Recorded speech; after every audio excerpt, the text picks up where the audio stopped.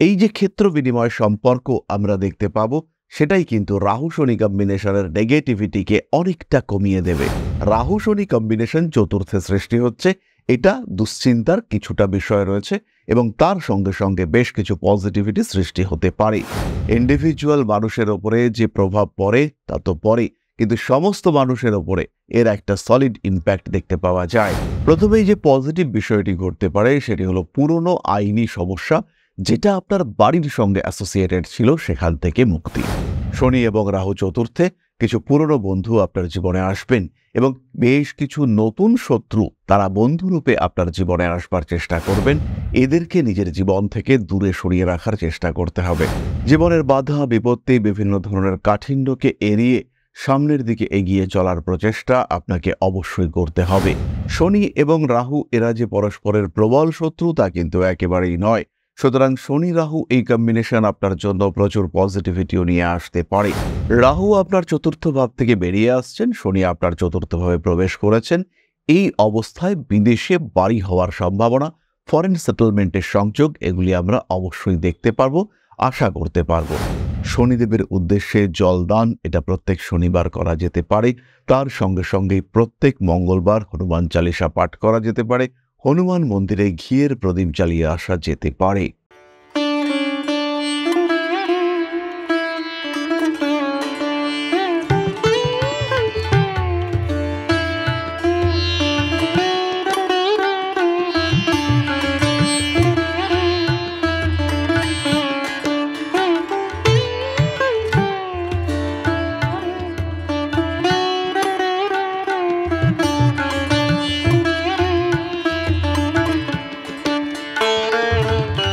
নমস্কার, Rishibani institute of Vedic অ্যাস্ট্রোলজির পক্ষ থেকে স্বাগত জানাই আজকের জ্যোতিষ আলোচনায়। আমি শান্তনু আপনাদের সঙ্গে। আলোচ্য বিষয় বিশুদ্ধ জ্যোতিষ। আমরা আলোচনা করব গ্রহ সঞ্চার নিয়ে। 57 বছর পরে শনি এবং রাহু একত্র হবে মীন রাশিতে। প্রত্যেকটি রাশির উপরে তার কিন্তু প্রভাব পড়বে। যদিও আজকে আমরা আলোচনা করব ধনু রাশির বিষয়ে। কালপুরুষের নবম রাশি এই ধনু, বৃহস্পতির দ্বারা নিয়ন্ত্রিত এবং এই যে রাহু শনি একত্র হচ্ছে এই সময় কিন্তু বৃহস্পতি এবং শুক্রের মধ্যেও একটি ক্ষেত্র বিনিময় সম্পর্ক দেখতে পাওয়া যাবে। এই যে ক্ষেত্র বিনিময় সম্পর্ক আমরা দেখতে পাবো, সেটাই কিন্তু রাহু শনি কম্বিনেশনের নেগেটিভিটিকে অনেকটা কমিয়ে দেবে। যাই হোক না কেন, রাহু শনি কম্বিনেশন চতুর্থে সৃষ্টি হচ্ছে, এটা দুশ্চিন্তার কিছুটা বিষয় রয়েছে এবং তার সঙ্গে সঙ্গে বেশ কিছু পজিটিভিটি সৃষ্টি হতে পারে। এই কম্বিনেশন রাহু শনি কম্বিনেশন বহু দিন পরে ঘটতে দেখতে পাওয়া যায়। বৃহস্পতি রাশিচক্রকে সম্পূর্ণ একটি পাক সম্পূর্ণ করেন 12 বছরে এবং 12 বছরেরও বেশি সময় পরে পরে এই রাহু শনি কম্বিনেশন দেখতে পাওয়া যায়। এর আগে 2013 সালে এই কম্বিনেশন সৃষ্টি হয়েছিল তুলা রাশিতে। এই সমস্ত বিষয়গুলি আমাদের আলোচ্য নয়, তবে খেয়াল রাখতে হবে যখনই রাহু শনি একত্র হয় তখনই কিন্তু প্রকৃতি, সমাজ ইত্যাদির ক্ষেত্রে জটিলতা আসে। ইন্ডিভিজুয়াল মানুষের ওপরে যে প্রভাব পড়ে তা তো পড়ে, কিন্তু সমস্ত মানুষের ওপরে এর একটা সলিড ইম্প্যাক্ট দেখতে পাওয়া যায়। তাই আজকে আমাদের আলোচ্য রাশিটি হলো ধনু। 15ই এপ্রিল রাহু এবং শনি মীন রাশিতে পূর্ব ভাদ্রপদ নক্ষত্রে 1 ডিগ্রিতে একাত্ম হচ্ছেন। এর প্রভাব আমরা ধরে নেব আগের 15 দিন এবং পরের 15 দিন পর্যন্ত থাকবে। এবার প্রশ্ন হলো, তাহলে এপ্রিল মাসে ধনু রাশি বা লগ্নের মানুষদের ক্ষেত্রে কি ঘটতে পারে?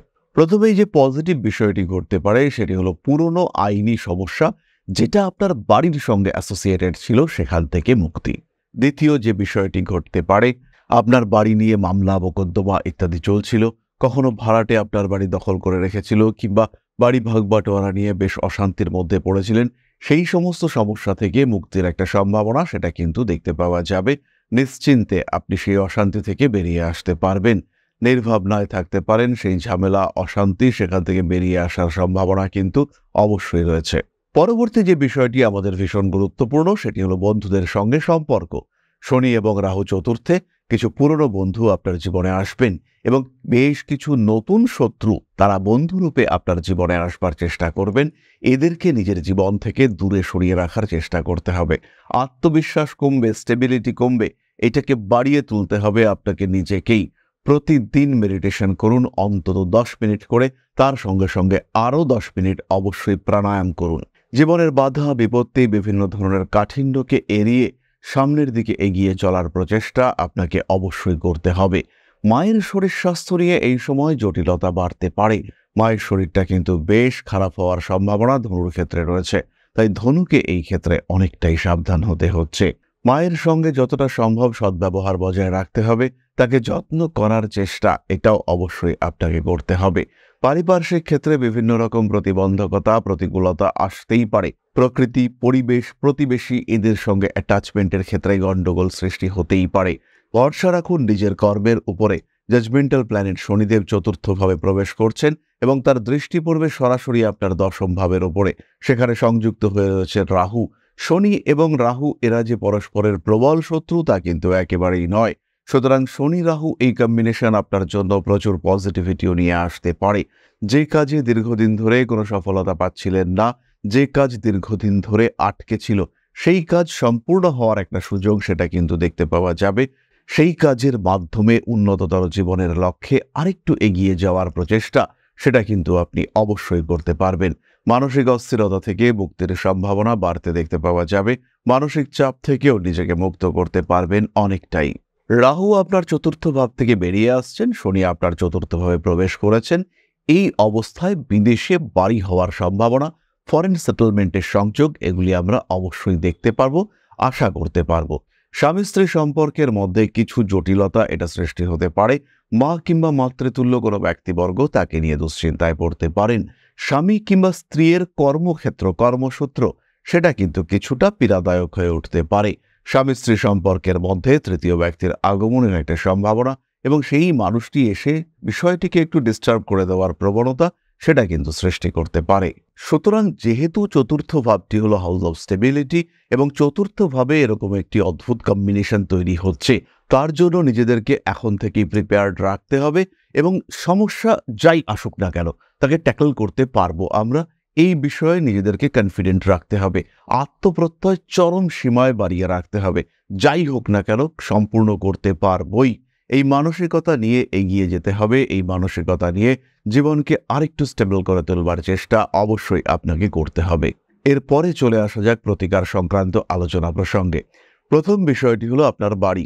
আপনার বাড়িতে যত রকম ফাটল রয়েছে, আপনার বাড়িতে যত ড্যাম্প রয়েছে কিংবা বাড়িতে যত নোংরা আবর্জনার স্তূপ রয়েছে সেগুলোকে সম্পূর্ণ রিমুভ করুন। বাড়িটিকে এই কম্বিনেশনের এফেক্ট শুরু হওয়ার আগেই একদম পরিষ্কার পরিচ্ছন্ন করে ফেলুন। সবসময় যে রং করতে হবে, বাড়িটাকে সাজাতে হবে, বাড়ির সৌন্দর্য অনেক বাড়াতে হবে এমন কিছুই কিন্তু করবার দরকার নেই। কিন্তু যতটা সম্ভব নিজের বাড়িটাকে আরেকটু ডেভেলপ করে নেওয়ার চেষ্টা এটা অবশ্যই করা যেতে পারে। নিজের বাড়িটিকে আরেকটু সুন্দর করে তোলার চেষ্টা এটা করা যেতে পারে। এরই সঙ্গে সঙ্গে ধনুরাশি বা লগ্নের মানুষরা পরিষ্কার পরিচ্ছন্ন করে তুলুন নিজের বেডরুমটিকে। নিজের বিছানার নিচে কোনো রকম কাগজ, কোনো রকম পুরনো নথিপত্র, দলিল ইত্যাদি একেবারেই রাখবেন না। এর সঙ্গে সঙ্গে স্পেশালি খেয়াল রাখবেন ইলেকট্রিক বিল যেন বিছানার নিচে না থাকে।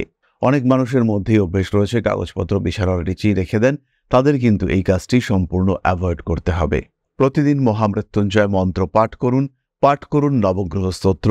শনিদেবের উদ্দেশ্যে জলদান এটা প্রত্যেক শনিবার করা যেতে পারে। তার সঙ্গে সঙ্গেই প্রত্যেক মঙ্গলবার হনুমান চালিসা পাঠ করা যেতে পারে। হনুমান মন্দিরে ঘিয়ের প্রদীপ জ্বালিয়ে আসা যেতে পারে। ধনুরাশি বা লগ্নের মানুষরা ধারণ করুন সিট্রেন ব্রেসলেট এবং তার সঙ্গে সঙ্গে অবশ্যই পাইরাইট ব্রেসলেট এবং একটি 6 মুখের রুদ্রাক্ষ।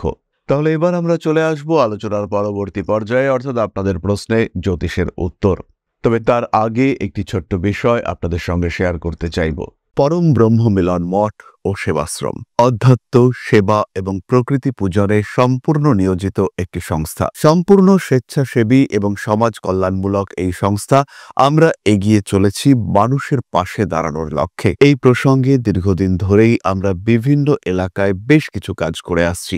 আপনাদের সহযোগিতা, আপনাদের পাশে দাঁড়ানো, আপনাদের হাতে হাত মিলিয়ে এগিয়ে নিয়ে আসার চেষ্টা, আপনাদের সহযোগিতা, আপনাদের পাশে দাঁড়ানোর প্রয়াস, এই সমস্ত কিছুই আমাদেরকে এগিয়ে নিয়ে চলেছে। আমাদের পাথেয় হয়ে উঠেছে আপনাদের ভালোবাসা। বিগত বেশ কিছুদিন ধরেই আমরা বিভিন্ন অনগ্রসর এলাকায় কাজ করে চলেছি। কখনো আমরা শিশুদের মধ্যে শিক্ষা উপকরণ বিতরণ করেছি, কখনো আমরা পুজোর পোশাক বিতরণ করেছি, কখনো তাদের খাদ্যের ব্যবস্থা করেছি।